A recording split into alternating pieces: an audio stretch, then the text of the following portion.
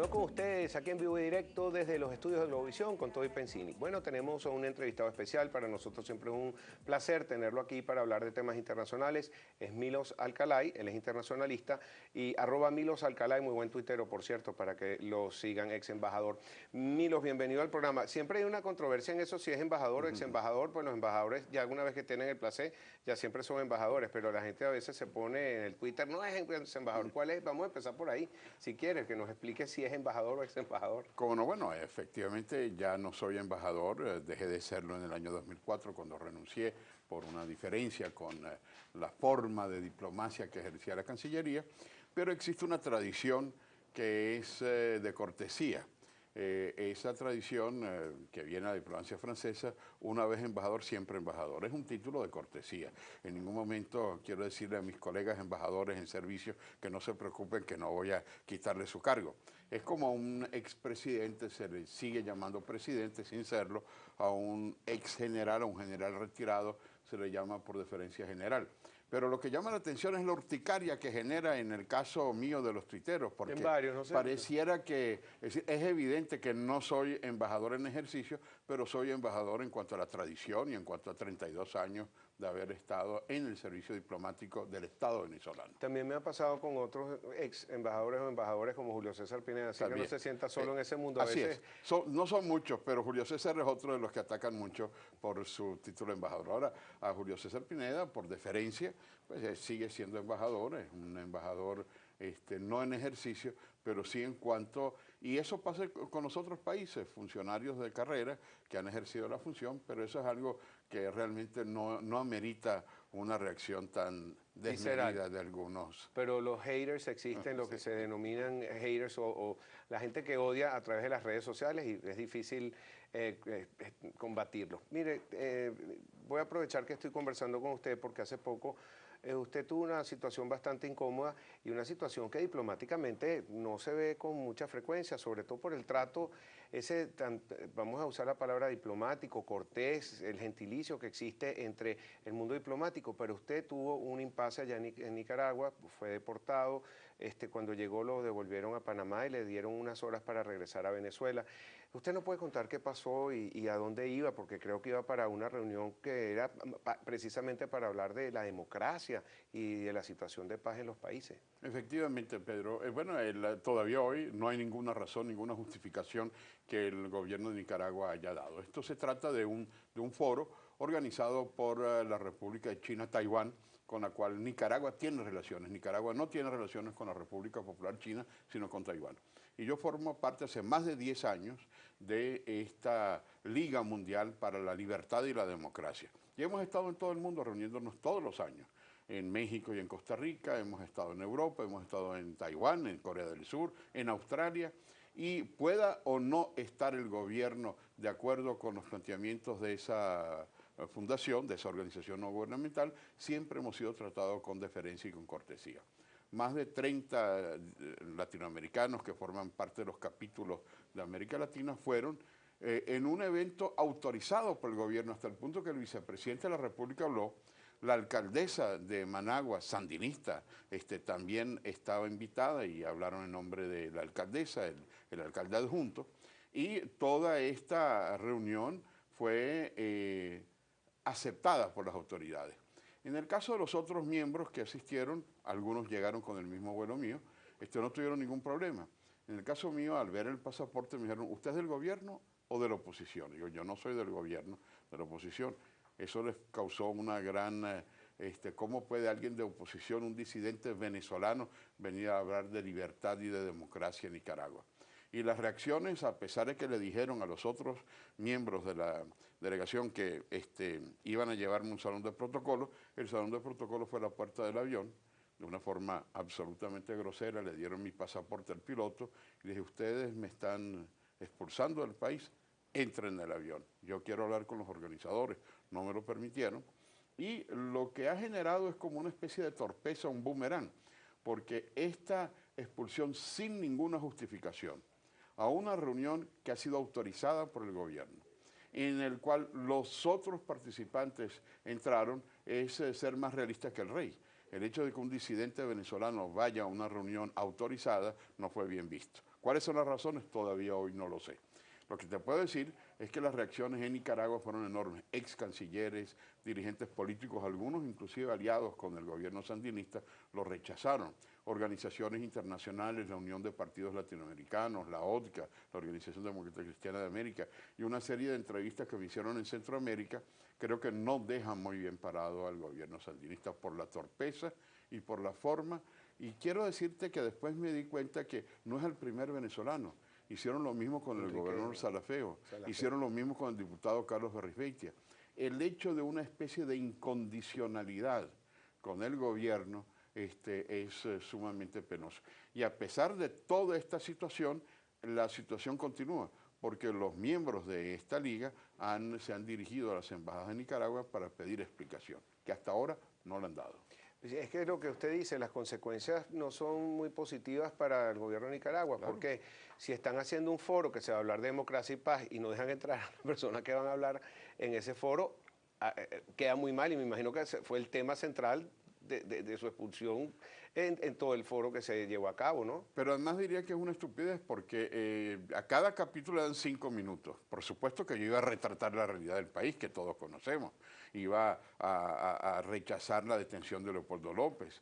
Iba a plantear la forma absolutamente inconstitucional de haberle anulado el mandato a María Corina Machado. Iba a plantear cómo se acosa al alcalde metropolitano de Caracas, Antonio Ledesma, al no darle lo que le corresponde en el presupuesto por parte de la alcaldía de Caracas, por parte del alcalde del PSV.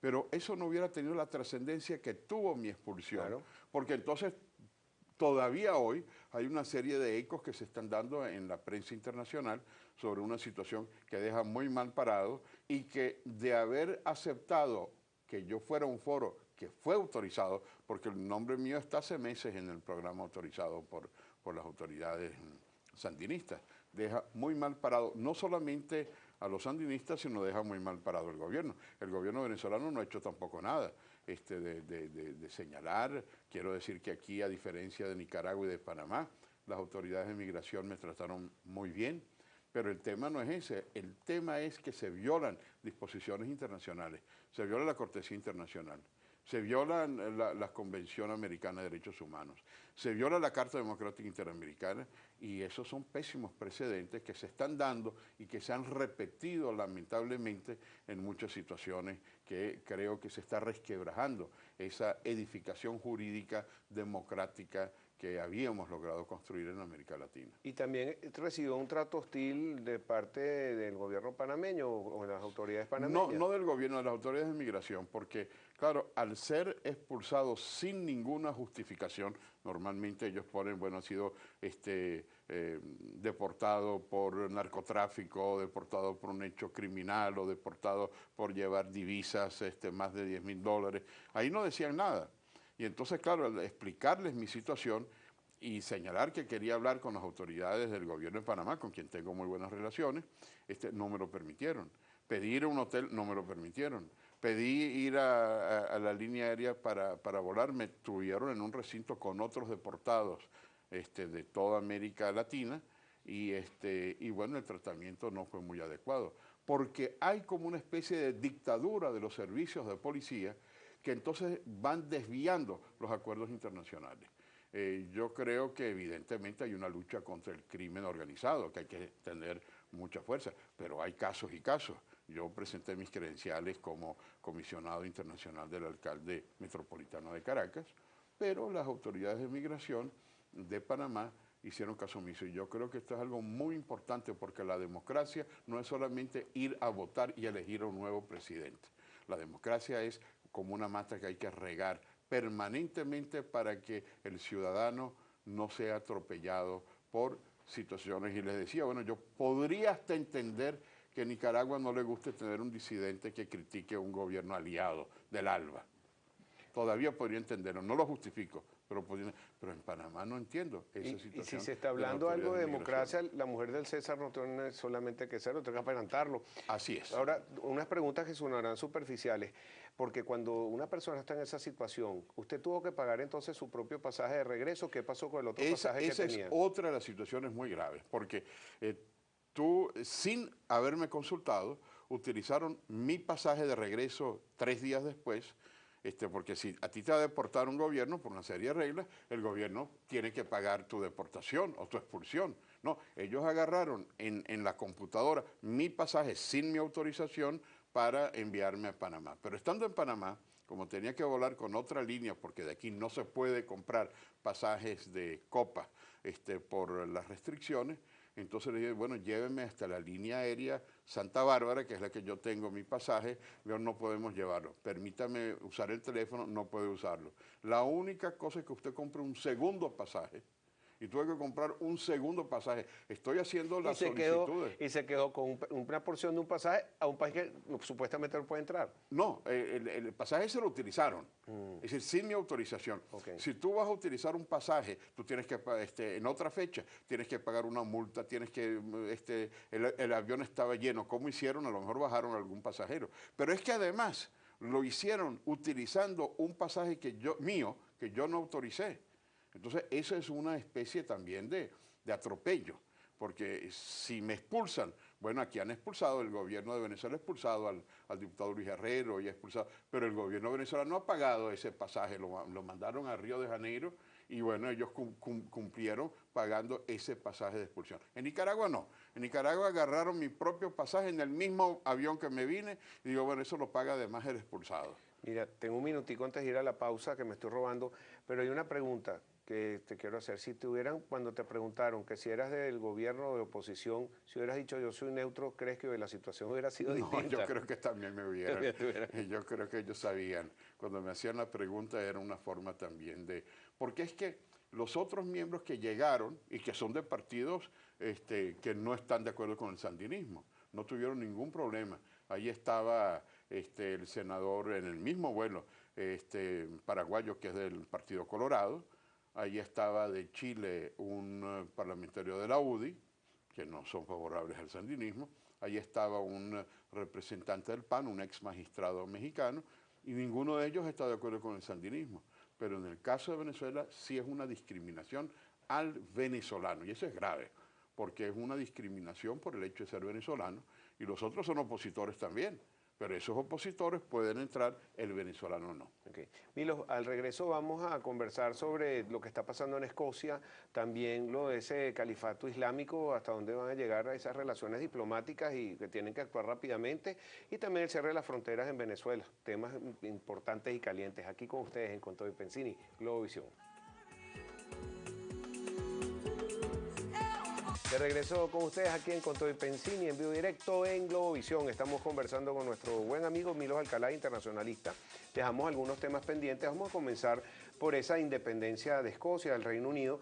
Vamos a explicarle a nuestros amigos televidentes qué es lo que está sucediendo ahí, porque a lo mejor muchos no saben. Es como que si de repente Maracaibo decidiera separarse de Venezuela a través de un referéndum. Pero si nos puede explicar un poco.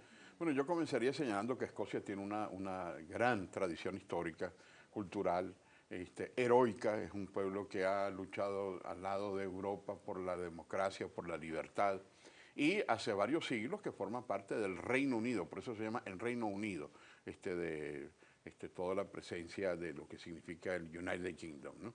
Con las banderas y la vocación de unidad. Hay en el mundo una tendencia a la descentralización, a la autonomía, a la búsqueda de espacios regionales. Y eso es positivo y eso es sano. Y precisamente para evitar las confrontaciones que hubo en la Segunda Guerra Mundial, cuando los alemanes alegaron que eran minorías alemanas en Checoslovaquia que tenían que defender, o en la Primera Guerra Mundial, cuando colapsó el imperio austrohúngaro o el imperio turco-otomano.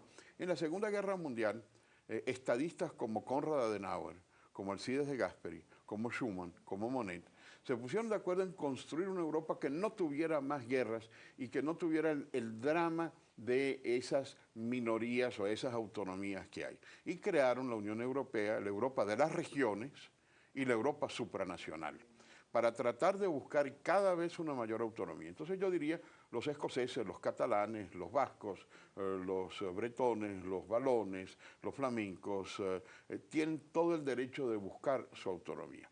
Pero lo grave del nuevo diseño del mapa europeo con las corrientes independientes, cómo hacer para que no haya de nuevo que se repita la historia de los nacionalismos, ¿no? Esta visita del primer ministro a Escocia para resaltar la importancia de la autonomía, de la descentralización, pero dentro de un contexto unitario, es evitar lo que sucedió, por ejemplo, en Yugoslavia. Yugoslavia era quizás el país, la República Federativa Yugoslava, era el país más cercano para integrarse a la Europa comunitaria, porque no era tan rígido como Rumania, como Hungría, como Albania, y sin embargo fue la más atroz porque se despertaron los fantasmas del nacionalismo. Entonces, todo, por supuesto que había diferencias, pero si se hubiera aplicado la fórmula de las regiones, de la Europa de las regiones, no se hubiera llegado a esta situación. Entonces, hay como una arquitectura, hay como dos ideas en conflicto, la descentralización y la autonomía, pero dentro de un contexto de mantener la frontera. Porque si esto se continúa, vas a tener no solamente la situación, bueno, los bretones también quieren tener entonces un Estado independiente, claro, y los valones quieren tenerlo también, y las minorías húngaras en Rumania también, y las minorías alemanas en el norte de Italia también. Y entonces, pero además salta lo que estamos viendo, conflictos muy graves, lo de Ucrania y la región rusófona. En Moldavia también hay unas minorías rusas, entonces vamos a separar a Moldavia también. ¿Y qué pasa con los estados bálticos? Entonces, toda esa nueva visión puede generar tensiones, y lo vimos en Yugoslavia, que ojalá la habilidad diplomática, la búsqueda de unificación, de esa necesidad de Escocia de reivindicar su pasado, su tradición, su historia, su cultura, su lengua, pueda mantenerse, pero dentro de ese contexto en donde Escocia como región puede tener una presencia como los catalanes, como los vascos, pero dentro de esa visión supraeuropea. Bueno, las encuestas de hoy, que ya termina la campaña por ese referéndum, 52% va por el no, que quieren seguir siendo parte del Reino Unido, 48% que quieren separarse. Es un estrecho margen porque 4%. Pero hay un 15% de lo que llamamos aquí los NINI, de indecisos, que pueden marcar hacia un lado o no la tendencia, y hasta el viernes no vamos a saber. Venezuela depende mucho, y más bien Escocia depende mucho de Venezuela, mucho. Y los maestros que vienen acá a visitarnos de todas esas grandes productoras, del escocés, que tanto dicen, el Producto Interno Bruto de nosotros depende de Venezuela, y están hasta en peligro algunas de esas empresas, y porque hasta perdían las marcas, hay toda una controversia alrededor de eso. Pero bueno, vamos a ver Pero lo que tú decías en el comienzo del programa me parece muy, muy acertado. Pase lo que pase, hay una nueva situación, una nueva circunstancia que hará que la situación del Reino Unido no sea la misma. De ahí la inteligencia que tuvieron estadistas como Adenauer y como de Gasperi, de mantener la tendencia de las regiones, pero no descuidar la gran Europa, una Europa que se forjó con grandes principios y con grandes valores, y dentro de esos valores está el de una región más amplia, que es el Reino Unido, o una región como España, o como Francia, o como Bélgica, o como Italia, y ciertamente los precedentes de una ruptura pueden llegar, porque cuando tú destapas el fantasma del nacionalismo, no puedes volverlo a poner en la botella. Cuando habla de nacionalismo, doctor Alcalay, habla de los nazis, de ese movimiento nacionalsocialista. No, no necesariamente, pero claro, ahí también hubo el movimiento de las nacionalidades, que generó un mapa que ha sido varias veces hecho y rehecho por los diversos acuerdos después de las guerras, ¿no? Pero también ha sido la justificación de grandes conflictos, ¿no? El nazismo ciertamente utilizó también la minoría alemana para justificar toda su expansión en el Anschluss con Austria, la invasión a las minorías, en la defensa de los alemanes de Estrasburgo, en la parte francesa, la utilización de esas minorías, es cierto, pero más como una visión que generó la Segunda Guerra Mundial. Entonces, y lo decía más recientemente, el caso de Yugoslavia. Claro, habría que profundizar una serie de elementos adicionales, todo lo que significó Milosevic, todo lo que significó también el conflicto, porque el problema no era solo Milosevic, sino también el nacionalismo croata, el nacionalismo de otras regiones, de otros que después fueron estados. Entonces, teniendo esa experiencia, yo creo que es sumamente importante el que no vaya a despegarse ese nuevo movimiento de nacionalidades, porque se va resquebrajando toda esa visión. Hoy en día las fronteras se van abandonando para crear una frontera mucho más amplia y una solidaridad entre las naciones y entre los pueblos. Okay, mire, tenemos poco tiempo para hacer las preguntas y son varios temas. Uno es Ucrania, que usted lo acaba de mencionar, y vemos que ya forma parte de la Unión Europea. ¿Eso de alguna manera va a bajar las tensiones con Rusia? Bueno, evidentemente que el ingreso de Ucrania, que fue la votación mayoritaria, y eso fue parte de lo que produjo la reacción de Rusia, ciertamente esa parte de Ucrania va a estar identificada con la Unión Europea. Pero también el gran problema es que Rusia no quiere dejar unos espacios que también tradicionalmente Rusia ha dominado. Entonces, con la dominación rusa en Ucrania y el respaldo a esos enclaves rusos, la situación no es automática. El hecho de que entre Ucrania no resuelve los problemas de esos enclaves rusos. Ok, aquí en Venezuela también el problema diplomático que tiene más fresco el país es el cierre de fronteras con Colombia.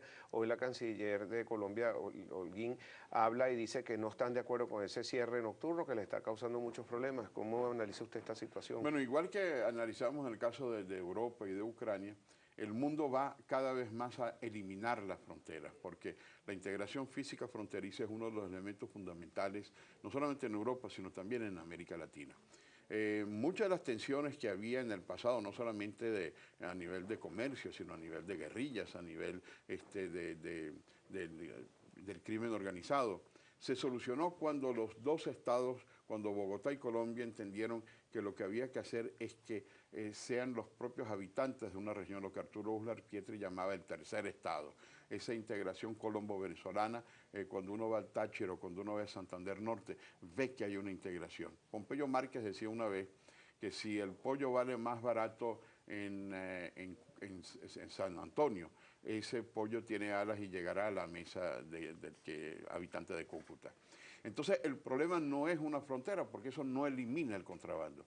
Lo que hay que hacer es la integración económica, es buscar mecanismos que sinceren la economía y buscar mecanismos que no sean artificiales, porque tú puedes poner un muro, tú puedes poner Guardia Nacional cada metro y sin embargo, debido a la corrupción, debido a los caminos verdes, debido a una serie, no se va a eliminar. El problema del contrabando no es un problema militar o de militarización, sino que es un problema de medidas económicas y un problema de acuerdo de las dos partes. Pero para entender, ¿qué es lo que le causa tanto problema a Colombia que vuelven a reclamar sobre este tema, ese cierre nocturno? Bueno, porque esa es una situación que se había ya eliminado. ¿Tú crees que, por ejemplo, existe una especie de llave que ponen entre Canadá y Estados Unidos, aquí ya no pasa nadie de noche? O que de repente Brasil, ¿por qué entonces no ponen también, cierran las fronteras con el Brasil? Cuando hoy hay Venezuela y Brasil. Brasil tiene muchos problemas con Argentina, pero a nadie se le ocurre cerrar las fronteras nocturnas. Entonces, estamos con una posición antihistórica.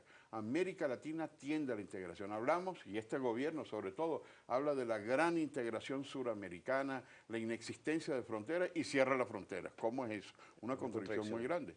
Porque lo que hay que buscar son mecanismos en donde tú no cierres la frontera, porque hay elementos que tienen que ver con el desplazamiento, familias venezolanas que viven en Cúcuta, claro. Familias colombianas que vienen, trabajan en Venezuela y se regresan, y eso es una limitación que además no resuelve el problema del contrabando. Mira, se nos acabó el tiempo lamentablemente y ese tema del califato islámico es como para 3 programas porque es bastante complicado. Pero bueno, te invito pronto entonces nuevamente para seguir conversando de estos temas tan interesantes y sobre todo esa dirección que tú le das tan clara a la gente, que descifras todo eso, ese ajedrez internacional que a veces es complicado, pero usted lo hace más sencillo. Así que muchas gracias por estar Pedro, y como siempre muy feliz de estar en tu programa. Gracias, igualmente. Nos vestimos de lujo cuando usted está aquí con nosotros.